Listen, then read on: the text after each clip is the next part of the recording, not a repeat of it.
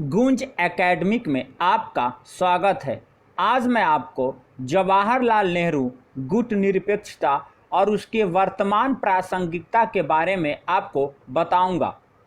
हुआ यह है कि अभी वर्तमान समय में जवाहरलाल नेहरू से जो पूछे जाने वाले प्रश्न हैं उसके पूछने की संभावना बढ़ गई है, क्योंकि भारत के अपने पड़ोसियों से संबंध अच्छे नहीं हैं।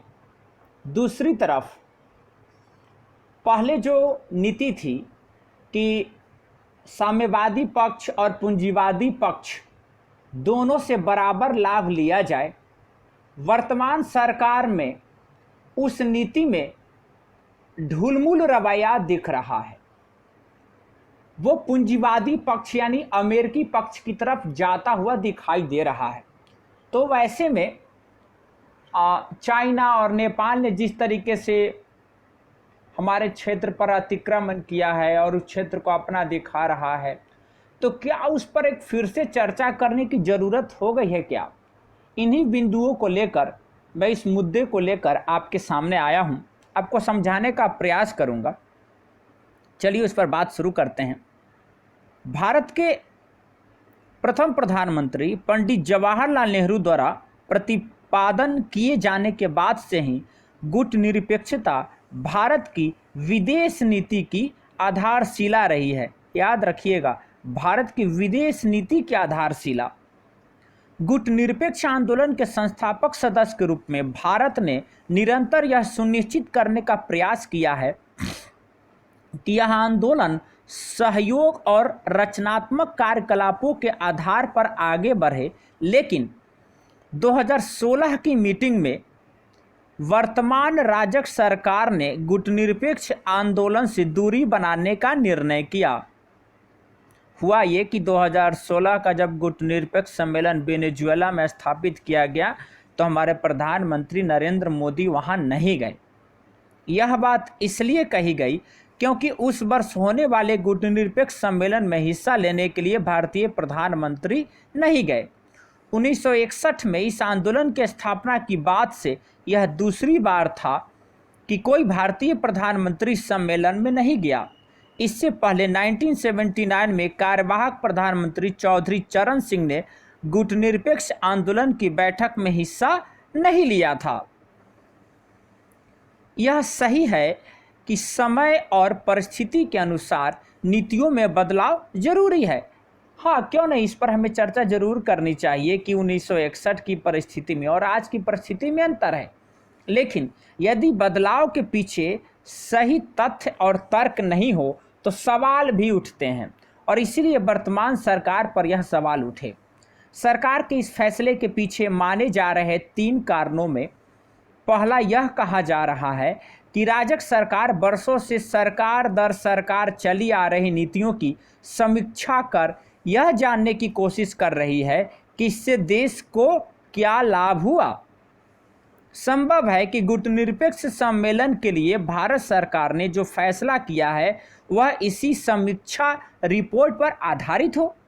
इसके अलावा इस फैसले के पीछे एक और बड़ा कारण यह माना जा रहा है कि चूंकि गुटनिरपेक्ष आंदोलन को अमेरिका के खिलाफ माना जाता है, इसलिए मोदी सरकार इससे दूरी बना रही है।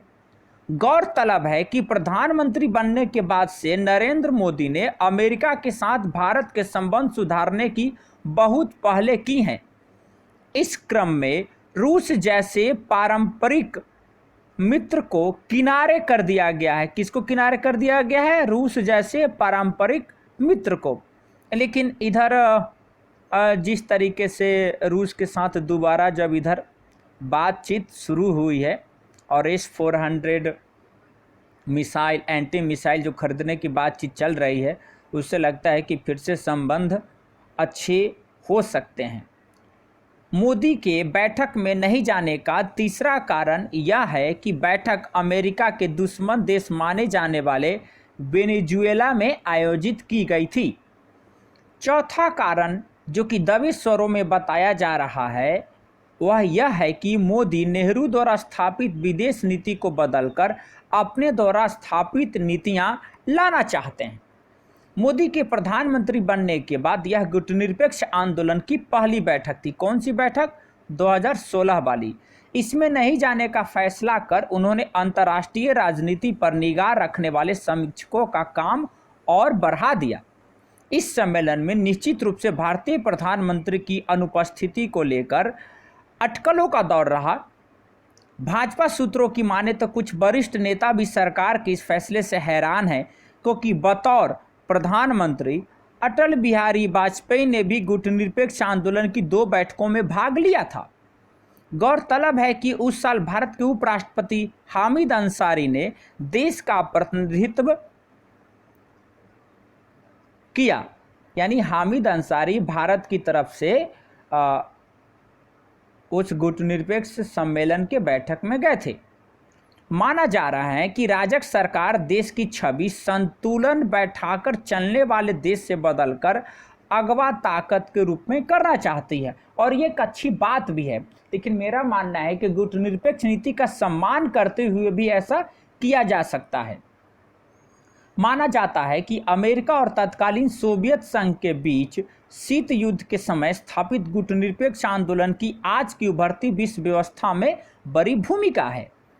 गुटनिरपेक्ष आंदोलन खाद्य सुरक्षा, पर्यावरण संरक्षण तथा वैश्विक अभिशासन की संस्थाओं में सुधार जैसी अंतर्राष्ट्रीय समुदाय के समक्ष विद्यमान समकालीन चुनौतियों के संबंध में विकासशील देशों की चिंताओं को भी अभिव्यक्त करता है। हुआ ये कि ज़्यादातर विकासशील देशी गुटनिरपेक्ष सम्मेलन में है, जहाँ पर भूखमरी की समस्या बहुत ज़्यादा है, इसलिए वो खाद्य सुरक्षा पर बात करते हैं। पर्यावरण संरक्षण, देश के विकास के दौर में इन देशों का पर्यावरण पूरी तरीके से प्रभावित हुआ। वैश्विक अभिशासन की संस्थाओं में सुधार, जैसे कि स्थायी सदस्य में 5 देश हैं, उसको बढ़ाने की बात हो, यूएनओ में सुधार की बातचीत हो, डब्ल्यूटीओ में सुधार की बातचीत हो, इन मुद्दों पर यह लोग काफ़ी पहले से मुखर रहे हैं। यह आंदोलन पारंपरिक उत्तर दक्षिण विभाजन के अंतर को भी पाटने का प्रयास करता है। उत्तरी ध्रुव और दक्षिणी ध्रुव के जो देश हैं उसको उस रूप में न देखकर पूरे विश्व को एक रूप में देखना। अगर विचारधारा की बात की जाए तो यह पूर्व और पश्चिम जैसे विचारों में बटा हुआ है, जैसे कि साम्यवादी देश, पूंजीवादी देश, इसको हमेशा पाटने का प्रयास किया है गुटनिरपेक्ष आंदोलन ने। गुटनिरपेक्ष आंदोलन के प्रति भारत की प्रतिबद्धता स्थायी मानी जाती है, और अमेरिका ईरान के बीच जब संबंध में तनाव एकदम चरम पर था, तब भी मनमोहन सिंह ने तेहरान सम्मेलन में भाग लेकर इस आंदोलन के प्रति देश की प्रतिबद्धता बरकरार रखी थी। उस समय ईरान में और अमेरिका में तनाव था, फिर भी हमारे प्रधानमंत्री मनमोहन सिंह गुटनिरपेक्ष आंदोलन के बैठक में गए थे। अप्रैल 1955 में जब गुटनिरपेक्ष आंदोलन की शुरुआत हुई थी, तो तत्कालीन संस्थापक नेताओं का उद्देश्य यह था कि किसी भी एक देश का पक्ष लेने की बजाय विकासशील और अविकसित देशों को एक मंच पर लाया जाए। उस समय के लोग नहीं चाहते थे कि वो पूंजीवादी और साम्यवादी के झगड़े में पड़े, क्योंकि वो लोग आपस में झगड़ा कर रहे थे, शक्ति संतुलन स्थापित करने का प्रयास कर रहे थे, और शीत युद्ध का माहौल उन्होंने छेड़ रखा था। तो ऐसे में विकासशील और अविकसित देश चाहते थे कि हम गरीब हैं, अभी अभी स्वतंत्र हुए हैं, हमें अपने देश की रोटी की जो समस्या है उसको दूर करना है, इनके झगड़े में नहीं पड़ना है। और इसी की वजह से गुटनिरपेक्ष आंदोलन का जन्म हुआ था, जिसको नासिर, टीटो और नेहरू ने मिलकर बेलग्रेड सम्मेलन 1961 में शुरू किया था। देशों को इस मंच से जोड़ने का क्रम लगातार जारी रहा, और साल 2012 तक इसमें 120 सदस्य हो चुके थे। लेकिन अब 2016 में इसका एक संस्थापक सदस्य इसे दूरी बनाता हुआ नजर आया, लेकिन 2020 में शामिल हो गया। बहरहाल अब देखने वाली बात यह होगी कि मोदी सरकार की ओर से विदेश नीति में किए जा रहे बदलाव क्या सार्थक परिणाम दे पाते हैं। 2016 के बाद से गुटनिरपेक्ष नीति के प्रति मोदी की सोच 2020 में अचानक बदलती हुई नजर आई है। प्रधानमंत्री मोदी ने 4 मई 2020 को अजरबैजान में चल रहे गुटनिरपेक्ष सम्मेलन को वीडियो कॉन्फ्रेंसिंग के माध्यम से संबोधित किया। प्रधानमंत्री ने कहा कि कोविड-19 ने अंतर्राष्ट्रीय व्यवस्था की सीमाओं को उजागर किया है। इस महामारी के बाद हमें निष्पक्षता, समानता और मानवता पर आधारित नई वैश्विक व्यवस्था की जरूरत होगी। हमें ऐसे अंतर्राष्ट्रीय संस्थानों की आवश्यकता है जो आज दुनिया के प्रतिनिधि हों। अचानक हमारे प्रधानमंत्री को लगा कि अरे यार, इस कोविड के समय में अभी गुटनिरपेक्ष सम्मेलन के जो लोग हैं उनके साथ जुड़ना बहुत ज़रूरी है, और उन्होंने निष्पक्षता, समानता और मानवता पर आधारित एक नई वैश्विक व्यवस्था की ज़रूरत पर उसमें बातचीत की। साल 2014 में प्रधानमंत्री बनने के बाद पहली बार गुटनिरपेक्ष आंदोलन के सम्मेलन को संबोधित करते हुए मोदी ने कहा कि मानवता दशकों के सबसे गंभीर संकट से गुजर रही है। ऐसे में गुटनिरपेक्ष आंदोलन इससे निपटने में अहम योगदान हो सकता है। वर्तमान में अजरबैजान के राष्ट्रपति इल्हान अलीयेव इस संगठन के अध्यक्ष हैं।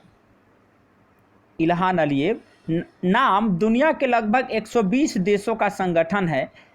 इस वीडियो कॉन्फ्रेंसिंग में एशिया के साथ ही अफ्रीका, लैटिन अमेरिका, यूरोप और कैरिबिया के 20 से अधिक देशों के राष्ट्राध्यक्ष शामिल हुए।